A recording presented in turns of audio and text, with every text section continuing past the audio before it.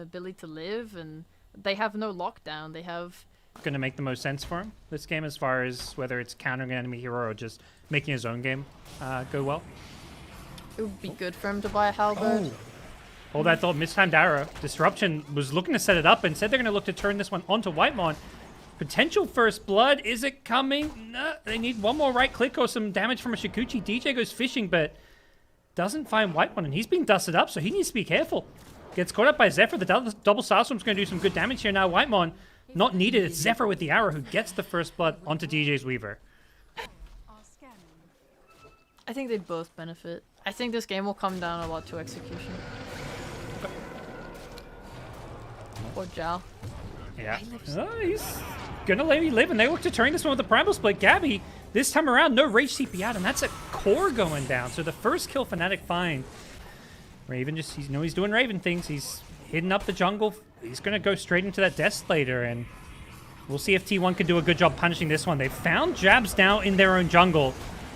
Without a Primal Split, I'm not sure they've got a good way to keep Jabs alive, and Jao was just like, I'm bailing for his britches after the previous two ganks he just rage TP'd out, so perhaps he's like, okay, let's go on the aggressive for once, but learning his lesson.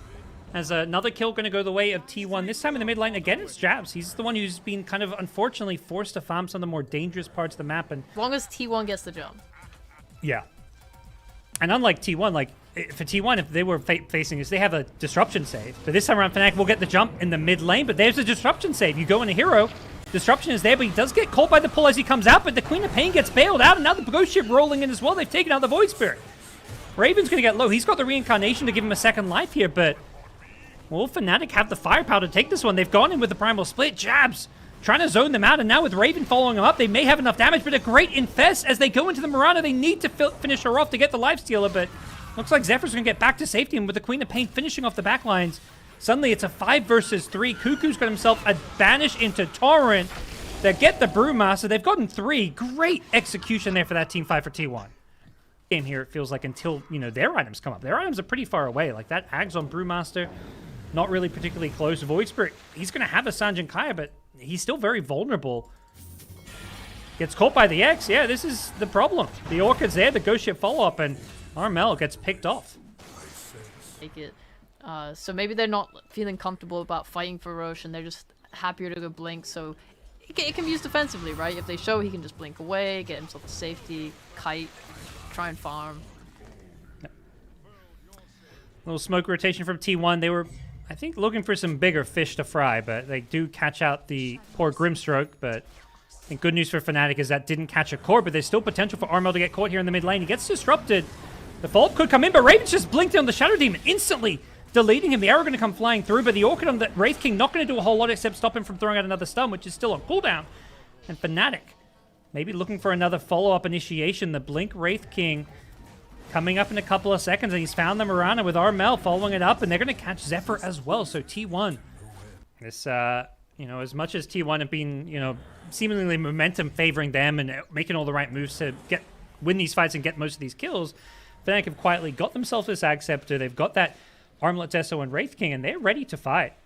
They finish the Ag Scepter on Brewmaster as well. They jump in with Raven. They found the Shadow Demon. That's the big target they want to kill off first, but can they do this with the Infest to heal him up a little bit? They get the Soulbind as well, and the damage is just there to finish him off. Raven is going to lose his first life on the Wraith King. Shadow Demon even going to buy back to try and make sure this fight goes well from the Sonic Wave. A complete whiff from Carl. Good way. Maybe the Ag Scepter on Void Spirit changes that, but we'll see. Raven here on the front lines gets banished up, but he's got backup right behind him. Armel jumps on the back lanes. He's looking for the Whitemon Shadow Demon. Wants to take out the sports to start this fight, and he'll do just that. Armel could be in some trouble. He's been demonic purged here, and Gabby's lifesteal trying to finish him off. Armel gets out of there with the Astral Step, and they've also taken out one more. Raven's Wraith King doing a bit too much damage for them to handle. Here's the Ghost Ship going to come flying through. Mistimed on a DJ's Weaver, so he'll Shukuchi himself out of there. Another time lapse in 1 second, so he's got that extra bit of save there as Cuckoo goes for the BKB TP out. Nothing to cancel that. Same story for the Lifestealer with his TP out, so definitely a scary situation.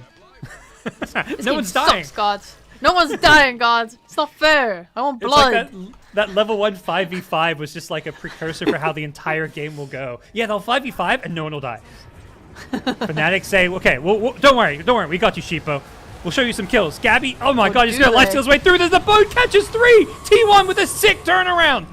The Kunkka from Cuckoo blows up Jabs, and he's looking for Armel next, whose BKB is still on cooldown.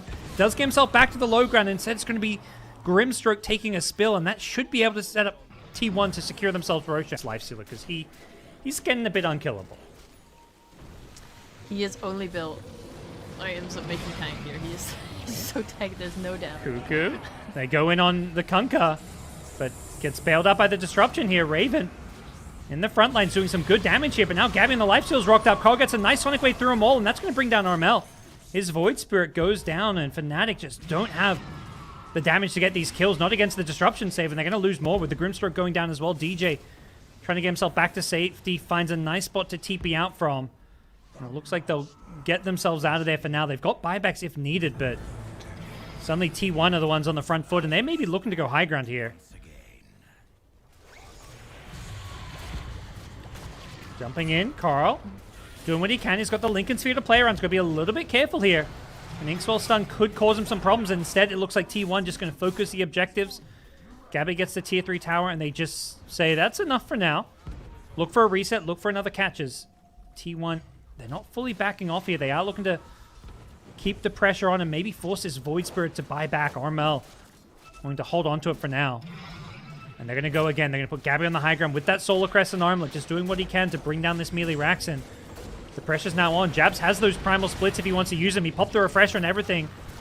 Doing some decent damage to Gabby's first life, but with the Aegis to play around, they're just going to get a full lane of Rax for free, and they're going to swing themselves top.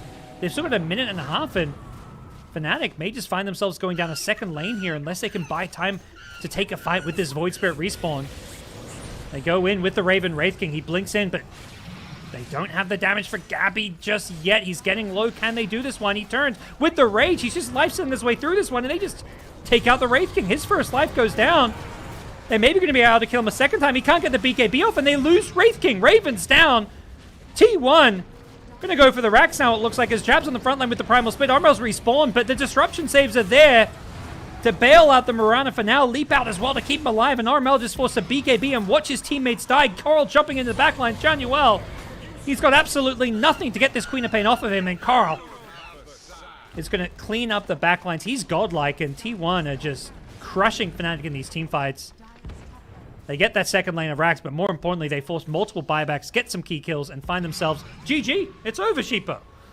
I would also call GG if my Weaver failed to ult me twice on both my Damn. Oh, no.